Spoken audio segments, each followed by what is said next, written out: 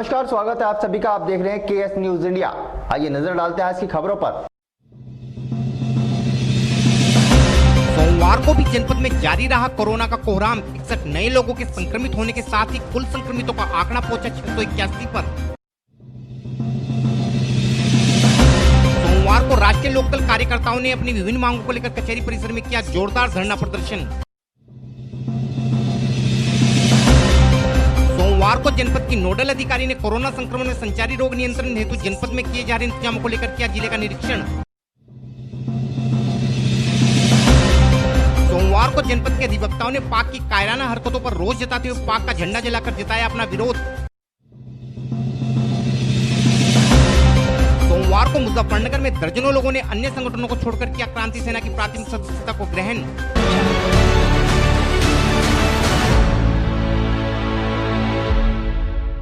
और अब खबरें विस्तार के साथ। जिले में अब कोरोना के हालात बेकाबू होते जा रहे हैं। शनिवार को जहां जनपद में मिले 133 कोरोना संक्रमितों ने जनपद में हड़कंप मचा दिया था, वहीं रविवार को भी जनपद में कोरोना संक्रमितों का आंकड़ा 60 के ऊपर रहा था, जिससे पता चलता है कि कोरोना का संक्रमण अब जनपद में बेलगाम होने लगा है। वह यदि अब भी आम जनता ने कोरोना को लेकर सावधानी नहीं बरती तो जिले के हालात बद से बदतर हो जाएंगे।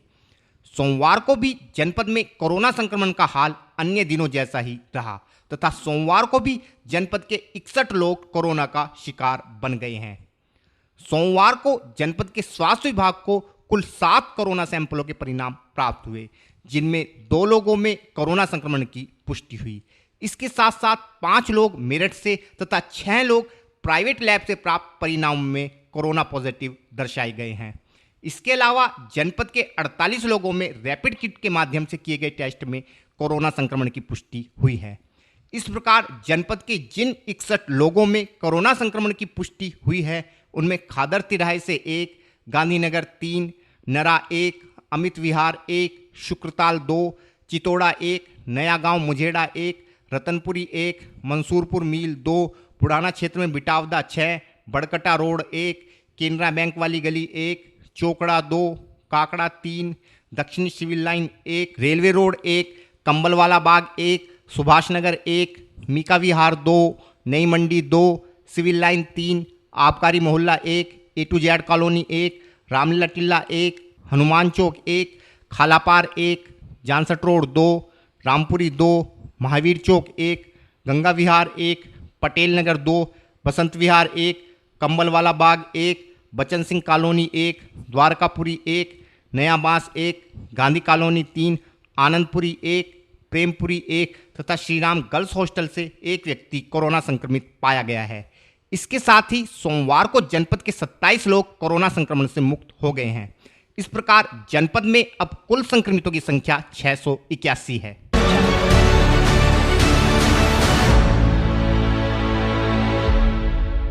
सोमवार को मुजफ्फरनगर में राष्ट्रीय लोकदल कार्यकर्ताओं ने पार्टी जिला अध्यक्ष अजीत राठी के नेतृत्व में कचहरी स्थित जिलाधिकारी कार्यालय पर जोरदार धरना प्रदर्शन करते हुए प्रशासन से समस्याओं के समाधान की मांग की है। सोमवार को पूरे जनपद से राष्ट्रीय लोकदल कार्यकर्ता व किसान अपनी समस्याओं को लेकर ट्रैक्टरों के माध्यम से जिला कचहरी स्थित जिलाधिकारी कार्यालय पर पहुंचे। हालांकि पुलिस प्रशासन द्वारा कचहरी से पहले ही किसानों के ट्रैक्टरों को रोकने का भरसक प्रयास किया गया, लेकिन किसान ट्रैक्टरों को कचहरी में ही ले जाने पर अड़े थे, जिस कारण बाद में पुलिसकर्मियों को किसानों के आगे झुकना पड़ा तथा किसान ट्रैक्टरों समेत ही कचहरी परिसर में पहुंच गए और अपनी विभिन्न मांगों को लेकर जिलाधिकारी कार्यालय के समक्ष ही धरने पर बैठ गए। इन धरनारत राष्ट्रीय लोकदल कार्यकर्ताओं का कहना था कि जनपद में सरकार द्वारा पानीपत खटीमा राजमार्ग के निर्माण हेतु शामली रोड पर किसानों की भूमि का अधिग्रहण किया जा रहा है। इस मामले में जिला प्रशासन अनियमितता बरतते हुए किसानों को मनमानी दरों पर मुआवजे का भुगतान कर रहा है, जबकि प्रशासन द्वारा सभी किसानों को समान दर से मुआवजे का भुगतान करना चाहिए, क्योंकि सभी किसानों के खेत एक ही सड़क पर बराबर बराबर हैं। दूसरे, जनपद में गन्ना मिलों द्वारा किसानों को गन्ने के बकाया का भुगतान नहीं किया जा रहा है, जबकि प्रदेश सरकार 14 दिनों के भीतर गन्ना भुगतान के दावे करती है। गन्ना भुगतान न होने से क्षेत्र के किसानों के समक्ष गंभीर आर्थिक संकट आन खड़ा हुआ है। इसके अलावा जनपद के स्कूलों द्वारा अभिभावकों पर लॉकडाउन अवधि के दौरान भी स्कूल फीस जमा करने का दबाव बनाया जा रहा है, जिस कारण पहले ही आर्थिक संकट से घिरे अभिभावक अत्यंत परेशान हैं और प्रशासन से मदद की गुहार लगा रहे हैं। लेकिन प्रशासन इस मुद्दे पर अभिभावकों की कोई मदद नहीं कर रहा है। इस विषय में और अधिक जानकारी देते हुए राष्ट्रीय लोकदल जिला अध्यक्ष अजीत राठी ने बताया। आज राष्ट्रीय लोकदल के कार्यकर्ता पदाधिकारी जो जनपद की मुख्य समस्याएं हैं, जैसा कि अभी ये शामली वाला मार्ग है, यहाँ सरकार ने किसानों की जो हाईवे के किसान हैं उनकी ज़मीन अधिग्रहण की है और ज़मीन अधिग्रहण में ये है कि किसान की सहमति और समान मुआवजा सबको बराबर। भाई एक खेत एक किसान का दूसरा एक किसान का हो तो उसमें भी गन्ना ही रहा, इसमें भी गन्ना ही रहा, तो ये अंतर कैसे पैदा कर दिया अधिकारियों ने यहाँ कि एक को मुआवजा कुछ और एक को मुआवजा कुछ। हमारी ये मांग है कि हर किसान को समान मुआवजा बराबर मुआवजा मिलना चाहिए। कई बार अधिकारियों को कह लिया, लेकिन आज राष्ट्रीय लोकदल के कार्यकर्ता और किसान इस बात को तय करके आएंगे कि जो ये समस्याएं हैं, गन्ने का भुगतान है, किसान के सामने जो है अपने परिवार को पालन पोषण को कैसे अपनी फसल की तैयार करे, कैसे घर के और खर्चे हैं, क्यों नहीं गन्ना भुगतान कर रहे। सरकार कह रही कि हम 14 दिन में जो गन्ने का भुगतान कराएंगे, क्यों नहीं कराते, कहाँ से हो रहे सरकार के लोग।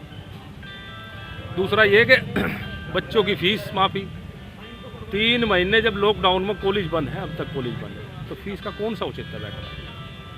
जब बच्चों को पढ़ाया नहीं तो फिर फीस का क्या औचित्य बैठ रहा है। क्यों नहीं यहाँ अधिकारियों को मतलब क्यों इस पर कार्रवाई नहीं कर रहे। इन सब मांगों को लेकर धरने पे हैं और अगर कोई समस्या का इनका जितनी समस्या है प्रशासन हल आज नहीं निकालता तो कोई यहाँ से नहीं जाना। देखिए आप लोगों के ट्रैक्टर जो है कचहरी परिसर में घुसन दे जा रहे थे। नहीं ट्रैक्टर हाँ वो इनका प्रयास था, लेकिन ट्रैक्टर आए हैं, यहीं आए हैं ट्रैक्टर, सब लोग यहीं आए हैं। तो राष्ट्रीय लोग सुनो ठीक है, लेकिन जिला आज भी लोकदल का, आज भी यहाँ का किसान लोकदल के साथ है, यहाँ का मजदूर लोकदल के साथ है।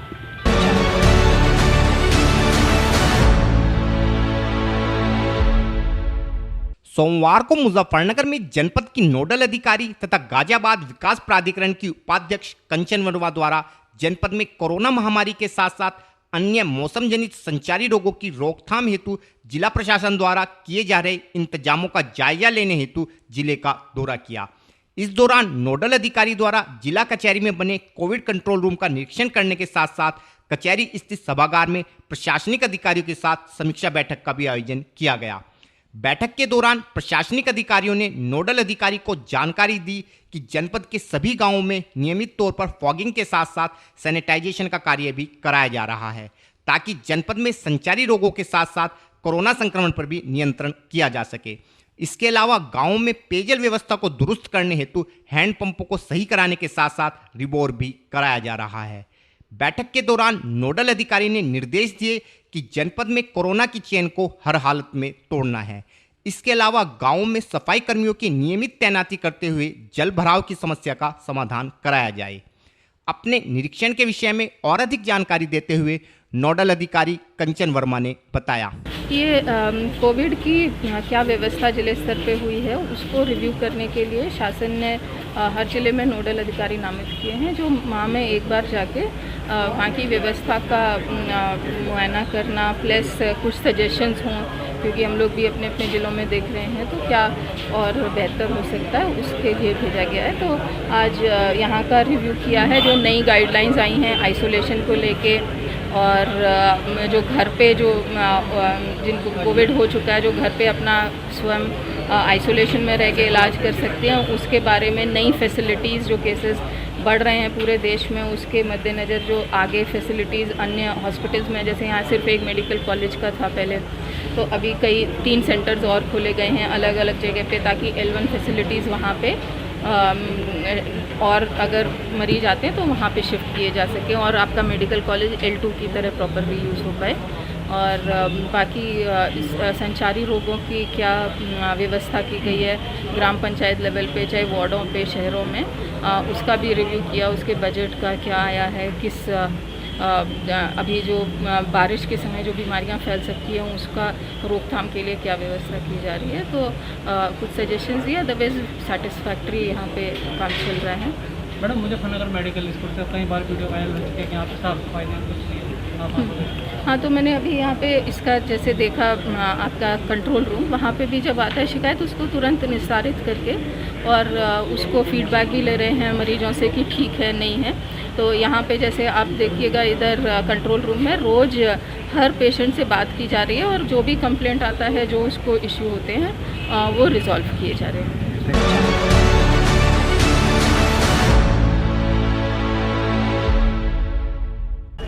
वक्त हो चला है केएस न्यूज इंडिया में एक छोटे से ब्रेक का।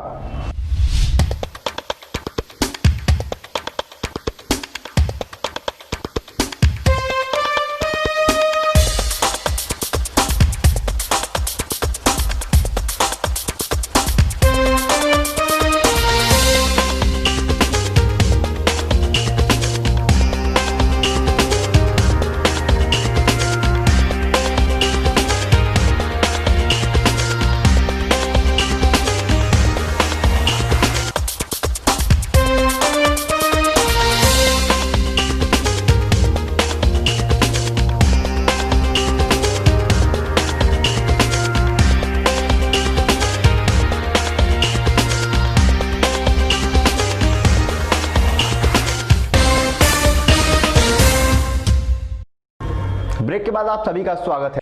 सोमवार को मुजफ्फरनगर में जनपद के अधिवक्ताओं ने पाक की कायराना हरकतों के कारण शहीद हुए जनपद के सैनिकों की शहादत पर शोक प्रकट करते हुए पाकिस्तान के विरुद्ध नारेबाजी कर पाकिस्तान का झंडा जलाते हुए अपना विरोध प्रकट किया। सोमवार को जनपद के वकील अधिवक्ता मुनव्वर हुसैन के नेतृत्व में प्रकाश चौक पर पहुंचे तथा पाकिस्तान के विरुद्ध नारेबाजी करते हुए केंद्र सरकार से मांग की कि अब पाकिस्तान को उसी की भाषा में सबक सिखाने का समय आ गया है, क्योंकि पाक की कायर हरकतों के कारण देश के वीर सैनिकों की सीमा पर शहीद होने की घटनाएं बढ़ रही हैं तथा पिछले कुछ दिनों में ही जनपद के भी कई वीर सैनिक सीमा पर शहीद हो चुके हैं। और इसी कारण जनपद के अधिवक्ता सरकार से मांग करते हैं कि पाकिस्तान के साथ आमने सामने की जंग कर अब लाहौर तक तिरंगा फहराने का समय आ गया है। इस विषय में और अधिक जानकारी देते हुए श्री मुनव्वर हुसैन ने बताया। जी, आपका नाम? मुनव्वर हुसैन एडवोकेट। जी, किस मामले को लेकर आप यहाँ पे? आज हमने हमारे 3 जो मुजफ्फरनगर के सपूत जिन्होंने सीनों पे गोली खा के आतंकवादी गतिविधियों के द्वारा जो उनकी शहादत हुई है, उसके विरोध स्वरूप हमने आज पाकिस्तान का झंडा जलाया है और पाकिस्तान के खिलाफ नारेबाजी की है। हम चाहते हैं इस छोटे से शहर से पाकिस्तान तक और हमारी सरकार तक ये आवाज पहुंच जाए कि अधिवक्ता समाज हमेशा जंग पे जाने के लिए भी तैयार है, लड़ने के लिए भी तैयार है। आज ये प्रतीत हो रहा है कि पाकिस्तान को मुंह तोड़ जवाब दे और आमने सामने की जंग करके हम लोग अपने जय हिंद की सेना के साथ बैठकर लाहौर में बिरयानी खाएंगे इंशाल्लाह। कोई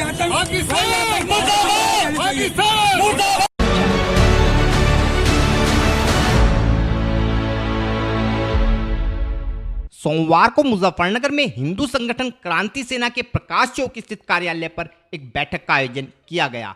इस बैठक में संगठन के राष्ट्रीय अध्यक्ष श्री ललित मोहन शर्मा ने सपा व भाजपा छोड़कर क्रांति सेना में शामिल हुए कई लोगों को संगठन की सदस्यता ग्रहण कराते हुए पटका पहनाकर उनका स्वागत किया। इस अवसर पर श्री ललित मोहन शर्मा का कहना था कि संगठन की देश व समाज हित की नीतियों के कारण ही लगातार संगठन का विस्तार हो रहा है तथा लोग लगातार संगठन की नीतियों में विश्वास प्रकट करते हुए संगठन से जुड़ रहे हैं। पिछले काफ़ी समय से क्रांति सेना का सदस्यता अभियान का कार्यक्रम चल रहा है। इसी परिप्रेक्ष्य में आज सदस्यता अभियान के तहत हमारे छोटे भाई आदित्य कुमार शर्मा जी, जो वार्ड 25 से प्रत्याशी भी हैं और पिछली बार भी चुनाव लड़े थे, आज उन्होंने पार्टी की सदस्यता ग्रहण की है। उन्हीं के साथ समाजवादी लोहिया पार्टी के जिलाध्यक्ष और भारतीय जनता पार्टी के ग्रामीण मंडल अध्यक्ष सहित 4-5 लोगों ने पार्टी की सदस्यता ग्रहण की है। और चूँकि अभी लॉकडाउन की परिस्थितियां हैं तो सोशल डिस्टेंसिंग को देखते हुए बहुत छोटे स्तर पर छोटी छोटी सभाओं के जरिए इस सदस्यता अभियान के कार्यक्रम को आगे बढ़ाया जा रहा है। लॉकडाउन के बाद